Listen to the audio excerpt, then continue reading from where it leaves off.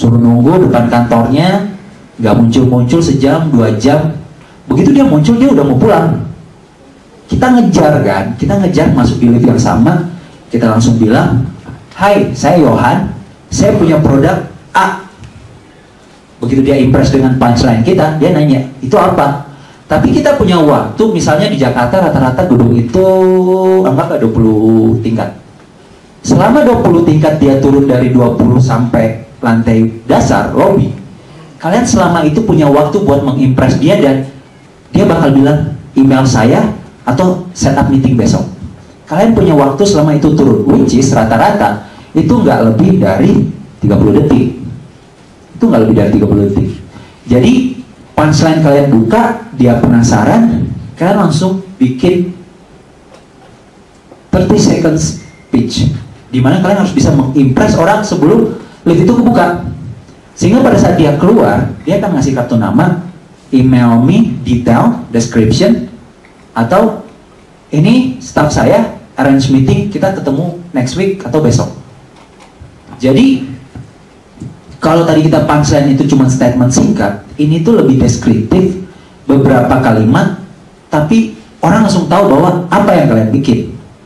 Jadi orang udah jelas, tapi mereka pengen tahu lebih detail. Nah, biasanya kalau kita pengen ketemu orang, atau kita pengen nge-pitch orang, permasalahannya adalah gimana caranya orang bisa terbuka sama kita, orang bisa santai sama kita, gak kaku ngobrolnya. Itu kejadiannya biasanya kalau misalnya kita ketemu investornya, "Lu siapa ya? Kenapa lu tahu datang?" gitu. Itu biasanya ada, jadi kayak ada gap bahwa, "Oke, ya silakan ngomong." Dia cuma mendiamkan karena mungkin dia capek, dia nggak pengen di pitch, tapi kalian pitch. Hasilnya adalah mungkin dia nggak ngasih perhatian jadinya. Nah, apa yang harus kalian lakukan? Itu ice breaking. Ada beberapa cara. Kemarin saya ketemu Andy Zain, dia ngomongin, sebenarnya dia ngomongin pengen ngobrolin Idea Box, salah satu program inkubator juga. Pas saya ketemu, saya tuh berusaha nyari apa yang saya bisa bahas sama dia di luar hal yang saya harusnya obrolin saat itu. Jadi saya nggak ngomongin langsung tentang, saya nggak ngomongin inkubasi, saya nggak ngomongin program, saya nggak ngomongin event, tapi saya coba cari apa yang kira-kira saya bisa tanyain ke dia, yang dia bisa dengan semangat langsung ngejelasin, bikin dia santai. Saya lihat dia tuh ternyata pakai Fitbit juga. Kalian tahu Fitbit? Fitbit tracker device buat yang olahraga, activity device. Jadi pas saat saya lihat dia Fitbit, langsung saya bilang, "Hey, Mas Andi, pakai Fitbit juga?" Dia langsung, "Ya, pakai." "Wah, Yohan pakai juga?" Terus dia langsung cerita, "Iya nih, Fitbit saya lebih suka nih daripada jawaban. Jawaban tuh kalau kita meluk, itu dia bisa ngegores anak kita gitu. Terus ini bisa nge-track sleep ya ini." "Iya Mas, saya juga kemarin beli di Singapura." Ngobrolnya jadi panjang, lebih dulu ngobrolin tentang Fitbit. Ada mungkin 5 menit. Tapi yang darinya kita ketemu kaku, itu dia langsung, "Oh iya, semangat," gitu. Akhirnya selanjutnya ngobrolnya lebih santai. Terus satu lagi yang saya pernah impress, kalian tahu Kreavi.com? Kreavi.com itu adalah salah satu website yang komunitas desainer itu mereka berkumpul, mereka sharing kerjaan. Dan Benny, salah satu foundernya, itu kemarin saya lihat dia punya beberapa barang yang dia selalu bawa. Salah satunya adalah notes. Notesnya itu bukan kayak notes biasa. Kalau kalian lihat notesnya, itu notesnya kayak kitab kungfu. Jadi kayak bukan kayak Moleskine yang saya punya. Kalau Moleskine kayaknya semua orang tahu itu Moleskine gitu. Tapi punya dia itu kayak kitab kungfu. Jadi yang saya lihat, "Ben, itu apa? Itu kitab suci lu atau apa gitu?" Terus akhirnya dia nunjukin, "Oh ini notes." Dia buka apa segala macam. Kalau kalian bisa nunjukin sesuatu yang unik, orang jarang lihat, itu bikin orang penasaran, bikin mereka pasti bertanya, "Itu apa?" Jadi orang akhirnya jadi lebih santai ngobrolnya. Jadi kartu nama unik itu penting banget. Kemudian ada satu lagi, Jotter. Jotter itu bikin kartu nama, di belakangnya itu kalian bisa bikin animasi. Jadi dia punya semacam kayak kartu dengan gambar yang agak aneh di belakang menurut saya. Terus kemudian ada slide kertas transparan dengan dengan beberapa ada gambar arsiran-arsiran garis, itu kalau kalian gerakin di belakang kartu nama itu, gambarnya itu seakan-akan gerak, jadi kayak ada dinosaurus yang lagi lari. Orang langsung, kalian bisa bikin kayak gitu gimana caranya? Oh iya, emang skill kita emang buat bikin kayak gitu. Oh, mau dong saya bikinin. Akhirnya mereka dapat klien.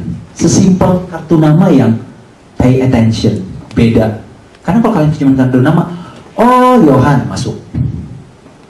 Udah, kartu nama saya juga kayak gitu sih sebenarnya. Jadi nggak se-awesome itu juga. Cuman karena saya sendiri sekarang udah agak malas networking. Karena biasanya kalau ada event-event, saya biasanya cuma datang pengen ketemu teman-teman gitu.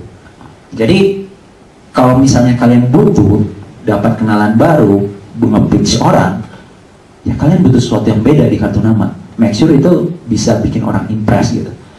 Bahkan kayak si Mark Zuckerberg itu kartu namanya adalah dia bikin itu I'm CEO bitch. Jadi sesimpel kata yang ada di situ itu bikin orang langsung, hah? Oh CEO. Tapi kata-katanya nggak umum, bikin orang emang nggak apa-apa ya kayak gini ya. Kalau saya di kartu nama itu saya nulis Yohan Rockstar Developer. Orang langsung bilang, walaupun itu self claim, tapi saya bilang ya itu wannabe.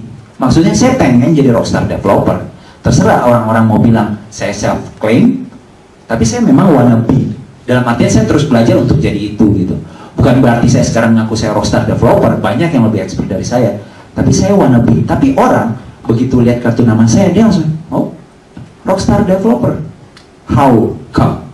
Mereka pasti nanya, kenapa bisa?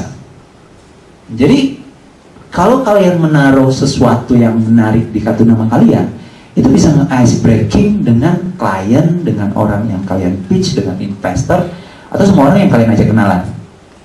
Jadi make sure kalian pada saat ngelihat orang, otak kalian tuh harus muter. Ini orang siapa? Kalau perlu kalian langsung googling. Dia suka apa? Dia hobinya apa?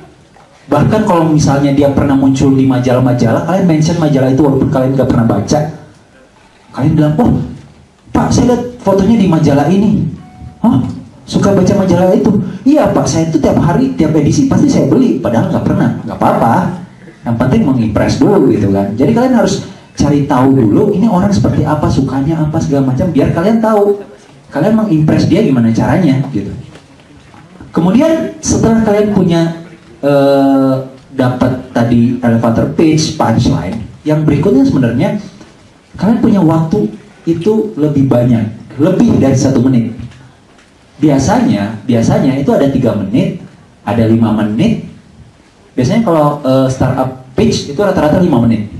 Kalian punya waktu 5 menit untuk menjelaskan the whole concept dari startup kalian atau dari project kalian atau dari produk kalian. Jadi apa yang kalian harus present kalau misalnya kalian punya waktu yang lebih banyak? Ini saya kasih beberapa contoh. Jadi biasanya kalau startup, kalian pasti ada sesuatu yang bisa didemoin. Oke? Make sure kalau kalian punya sesuatu yang didemo, kalian harus demoin. Karena orang nggak pengen lihat semua slide UI, desain segala macam. Yang pengen mereka lihat adalah bahwa yang kalian bikin itu works, jalan. Jadi make sure kalian demo. Tapi kadang nih, terutama startup internet ya, problemnya adalah internet nggak jalan. Di event tuh kan paling sering, wah internet tuh nyobain jalan, begitu pas naik di panggung, internetnya mati. Ya kebayang lah dipakai 1000-an orang, mati. Terus kalian, duh nggak bisa connect internet nih. So make sure kalian itu prepare buat plan B. Biasanya rekam video demo yang kalian udah screen record, atau UI tampilan yang biasanya ya nggak perlu tampilin tapi kalian tampilin gitu. Jadi orang ada bayangan produk kalian itu seperti apa. Ada imajinasi buat audiens bahwa apa yang kalian bikin bentuknya itu seperti apa. Nah, selain tadi kalian demoin, make sure kalian tahu market kalian. Karena kenapa? Buat investor, market size itu penting. Kalau sekarang kalian bikin, misalnya kalian bikin handphone, ya, anggap handphone itu belum ada. Terus kalian bikin handphone, handphone bukan belum ada. Kalian bikin handphone, another handphone, yang kalian ngasih tahu bahwa ini handphone ini bakal terjual lebih dari semua handphone yang pernah terjual di dunia. Kenapa bisa? Karena dia punya keunikan tertentu yang bikin orang bakal mau beli. Dari situ orang bakal tahu bahwa, investor akan tahu bahwa market kalian gede. Kalau market kalian gede, potensi kalian berarti gede. Dimana kalau kalian sukses, investor pasti ikut sukses dengan market size yang cukup gede. Nah, tapi biasanya kalau startup teknologi itu yang paling bagus sebenarnya apa?